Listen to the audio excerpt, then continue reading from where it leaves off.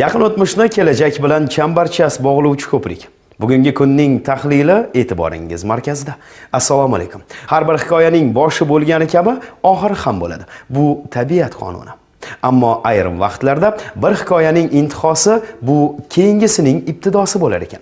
21-asrning eshik qoqishiga hali uzoq 27 yil bor edi. Yozning 2-oyi harbiy uchuvchi Bahrom Sodiqovning to'ng'ich farzandi Moskvada, keyingilari Panfilovda tug'ilganiga qaramay, kenjatoyi Toshkentda dunyoga keladi. 1973-yilning 1-iyulida Sodiqovlar oilasida egizaklar Fatima va Husandan so'ng tug'ilgan chaqaloqqa ism tanlashning hojati qolmaydi. Tohir deya ismini oshkor qiladi otasi. Bolaligida Tohir Sodiqov cho'milish, futbol va ko'cha changitishga mukkasidan ketgan oddiy eski shaharliklardan biri edi, xolos. Uning uchun butun dunyo go'yoki bir yerda, ya'ni o'zi yashagan mahallada jamlangandi. Jonajon 41-maktabi, maktab stadionidagi futbol maydonchasi, to'p tepganida oyog'i shilinib boradigan birinchi shahar shifoxonasi, marojnixo'rlik qilib o'tiradigan kosmos yozgi kinoteatri. Chindan ham bolalik taassurotlari ajoyib edi. Ajoyib kun, xursandman, bugun seni ko'raman satrlari muallifi bolaligida Tansur disko filmini tomosha qilib xursand bo'lardi. Yoshligidan mustaqil bo'lgan Tohir Sodiqovning bolalik mashg'ulotlari qiziq voqealarga boy bo'lgan ekan. Ulardan biri 5-sinfida sodir bo'lgan. Issiq kunlarning birida sinfdoshlari bilan kinodan chiqadi-yu, televideniya yonidagi basseynga kalla tashlaydi. Mazza qilib cho'milayotgan mahalla televideniya militsioneri aynan Tohirning futbolkasi shortigini olib qo'yadiki, o'shanda Tohir bu qanday korxona ekanligini bilmagan holda O'zbekiston televideniyasiga ilk marotaba ust boshini qaytarib olish uchun kiradi.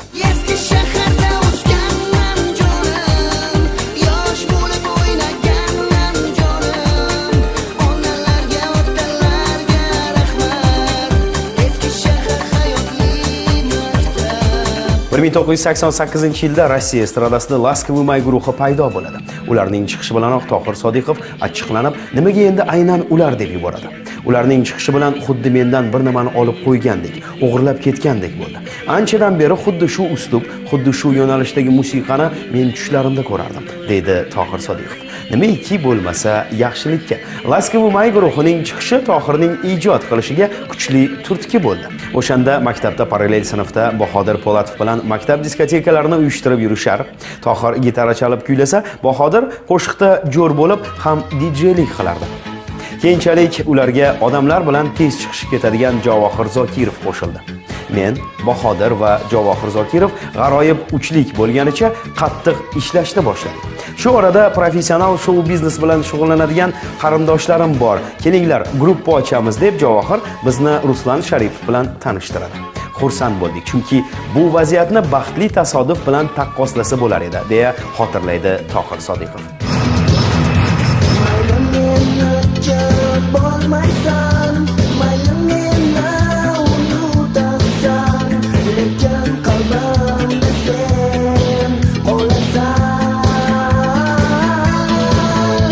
Xonanda va bastakor Ruslan Sharipovga "Мне кажется, что нет" qo'shig'i eshittirildi. Baraban o'rnida stolni chertib, gitara chalgan 16 yasharlik yigitlar Ruslan Sharipovni lol qoldirishdi. O'zining aytishicha, etlari jimirlab ketgan ekan. 1989-yilda birinchi albom sotuvga chiqdi. Guruh nomiga keladigan bo'lsak, Ruslan Sharipov yoqimli may qo'yamiz deganda bolalar uni tezdagina o'zbekcha mentalitet bilan hech qanday may-pay bo'lmasligini tushuntirib qo'yishdi. Tushuntirish jarayonida esa Bahodir birdaniga "Ey, bo'pti bolalar, ketdik" deyishi bilan Ruslan "Nima? Bolalar? Что такое bolalar?" deb so'radi. Tushuntirildi. Shunda Ruslan "Genialное название bolalar" deydi. Aytgancha, mana shu surat Tohir Sodiqovga muxlislaridan bolalarning 15 yilligi munosabati bilan maxsus sovg'a bo'lgan ekan. Bolalar, kuylar sizlarga, bolalar, o'ynar sizlarga, bolalar, sevar sizlarni, qarsak chaling tezroq bolalarga. Aslida o'sha payt Tohir, Bahodir, Javohirga guruhning qanday nomlanishi muhim emas edi. Kuch va shijoatga to'la 16 yoshlik bolalarga hech qanday pul ham kerak emas edi. Muhimi professionallar kabi sahnaga chiqish, maqsad shu edi. Esingdami seni qish kunlari ashulasi yozildi.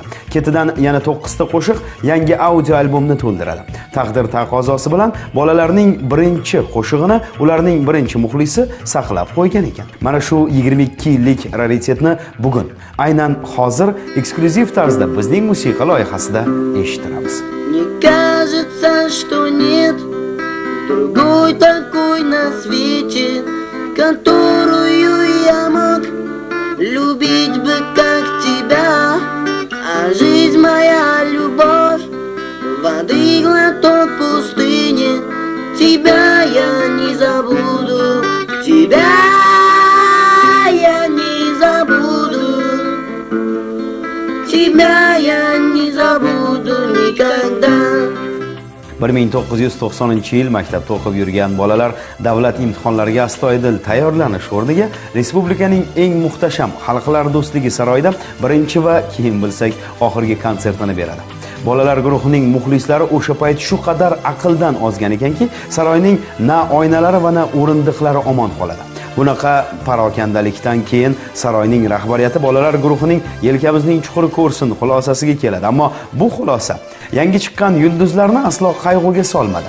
O'sha damdayoq ularni yulduz deyishga jiddiy asos bo'lgan. Bor yo'g'i bir marotaba radioda yangragan Nega unday qilding sen va Мне кажется qo'shiqlari bolalarni butun respublikaga mashhur qildi. Tohir Sodiqov, Bahodir Po'latov, Javohir Zokirov, Husan Sodiqov, Toyir Odilov, To'fiq Marduxayev. Mana shular bolalar guruhi edi. Salom. Sizning xizmatingizda Toshkentning eng zo'r samimiy diskotek gruppasi bolalar. O'zbekiston yoshlariga Pushin studiyasida 1990-yil yallab yozilgan nafis albomimizni qadriya etamiz. Rahbarimiz Usmon Sharipov yoki Olov. Bizning solistlar Tohir Sodiqov, Bahodir Po'latov va men Javohir Zokirov. Qani bolalar, boshladik. Ko'p o'tmay Javohir Zokirov guruhni tark etishiga to'g'ri keladi. Vgikka o'qishga kirgan Javohir Moskvaga jo'nab ketar chog'i o'zini aytishicha poyezdda yig'lab ketgan ekan. 20 yil inson umri bilan qarichlasak, bu katta muddat. Shu vaqt oralig'ida Tohir Sodiqov xuddi otasi misoli bir ko'rishdayoq muhabbat tuyg'usini boshidan kechiradi. Ayolimni bir ko'rishdayoq sevib qolganman. Vagif Zokirovni uyiga borganimda ko'rganman-u, darhol tanishganman, deydi xonanda. Ikki qiz, Go'zal va Asal, shuningdek iste'dodi hozirdan yaqqol namoyon bo'layotgan o'g'li Arslon mana shu tuyg'uning mevalari. Ungacha esa konsert, gastrol, konsert. 1990-yili kuniga 3 tadan konsert o'tkazilardi. Ishonasizmi yo'qmi, uyimni podyezdidan chiqa olmasdim, deydi Tohir Sodiqov. Har kuni 50 ta 60 ta qiz poylab turardi. Men bechorani esa mashinam ham yo'q edi. Bahodirga qo'ng'iroq qilib, meni olib ket desam, u ham yo'q, seni uyingga bora olmayman, qo'rqaman derdi. Bunaqa mashhurlik tufayli yaxshigina yulduzlik kasaliga uchraganmiz deya ochiq aytadi xonandaning o'zi. Yulduzli hayot boshlangani bilan u hayotning asosiy qismini Ruslan Sharipov tomonidan tuzilgan ijodiy safarlar, konsertlar egallaydi. Safarlar bir necha oyga oldindan rejalashtiriladi. Andijon, Namangan, Farg'ona, bu yoqga Ozarbayjon, keyin O'zbekistonda ular bormagan viloyat u rayon markazi, kolxoz va savxoz qolmaydi. Nima keragi bor menga seni aldash, qachongacha mumkin sendan sevgim bek yutish, mendan sen kattasan bir yoshga, shunday bo'lsa ham keraksan menga. 1993-yilgacha hammasi yaxshi ketyapti deya o'ylagan Tohir Sodiqovning boshiga kuchli sinov keladi. U avtohalokatga uchraydi. Kutilmaganda mashina urib ketadi. Shu bilan hammasi uning uchun uzoq muddatga tugaydi. Tog'ni talqon qiladigan davringizda umurtqa va oyog'ingiz 6 ta joyidan sinib, hattoki shifokorlar bo'ldi, yurmaydi, u nogiron degan xulosa qilishsa, o'zingizni qanday his qilardingiz? Tohir Sodiqovning aytishicha, ana o'shanda yulduzlik kasali menda yo'qoldi. Negaki tushundim. Bir deyishda ulgurmay, sen uchun hammasi tugashi, tamom bo'lishi mumkin ekan. O'shanda oyog'i gips bo'lsa ham, qo'llari but edi. Yotoqqa mixlangan holda Tohir uzukun gitara chalish va kuy bastalash bilan o'zini ovutardi. yoshligimda asragin meni qo'shiqlari yotoqqa mixlangan holicha yozilgan qo'shiqlar hisoblanadi. Chindan ham ijod insonga kuchli turtki bera olar ekan. Tohir Sodiqov uchun ijod o'sha pallada ham dastak, ham tirkak vazifasini bajardi. 1995-yilgacha Tohir uchun faqat salomatlikni tiklash davri bo'lib, salkam 2 yillik tanaffusdan so'ng Tohir Sodiqovni hassaga tayangan holida Javohir hamda Bahodir sahnaga olib chiqishadi. Sahnada paydo bo'lishi bilan tomoshabinning hayqirig'ini ko'rsangiz edi. Shunda Tohir tushundi. Muxlislar uni sahnaga qaytishini xohlashyapti. Yoshligimda seni juda yomon ko'rardim. Yonimda o'tirsang sochingdan tortardim. Esingdanmi shu ishlar jonim? Qara esingdan chiqmagandir. 1995-yildan so'ng Ruslan Sharipov o'zini eplab kelayotgan va anchayin mustaqil bo'lib qolgan bolalar guruhidan uzoqlashadi. Ijod yo'llari ayro bo'lgani bilan ular haligacha do'st. Ruslan ham Tohir ham doimo bir-biriga yordam qo'lini cho'zishga tayyor. Negaki bolalar uchun Ruslan Sharipov estradadagi birinchi ustoz va buni hech kim inkor eta olmaydi. Laskavumay uslubining asosiy targ'ibotchisi ketganidan keyin Tohir Sodiqov o'ziga ma'qul bo'lgan gitara mavzusidagi Unutganim yo'q qo'shig'ini yozadi. Shu bilan diskoteka bob qo'shiqlar o'rnini rock yo'nalishidagi kompozitsiyalar egallaydi. Ruslan Sharipovning o'rnini esa, ya'ni prodyuserlik vazifasini yo'l yo'rig'ini anchayin bilib qolgan va tajribasi oshgan Bahodir Po'latov egallaydi. Bir necha yillar mobaynida Alpomish sport saroyida ketma-ket o'tkazilgan anshlag konsertlarining asosiy sababchisi Bahodir Po'latov.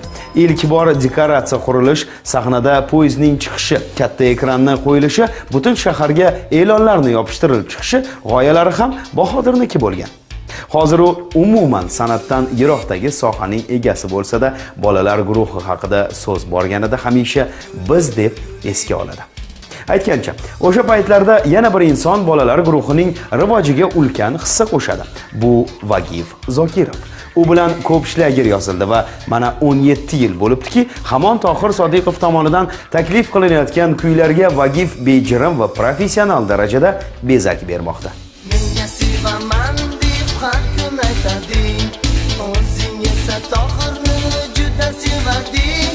Gapirmagin sen yolg'on menga, ishonmayman sening so'zingga. Gapirmagin sen yolg'on menga, ishonmayman sening so'zingga. Shubhasiz Tohir Sodiqov va bolalar guruhi uchun eng katta sovrin bu muxlislarning e'tibori va olqishi. Ammo 20 yillik faoliyat mobaynida FM radiolar, tarona taqdimotlari, MTV taqdimotidagi sovrin hamda nihol mukofoti ularning harakati zoya ketmaganligini qayta isbotlar edi. Tohir Sodiqovning O'zbekistonda xizmat ko'rsatgan artist unvoniga sazovor bo'lishi esa yangi ufqlarning ochilishiga turtki bo'ldi.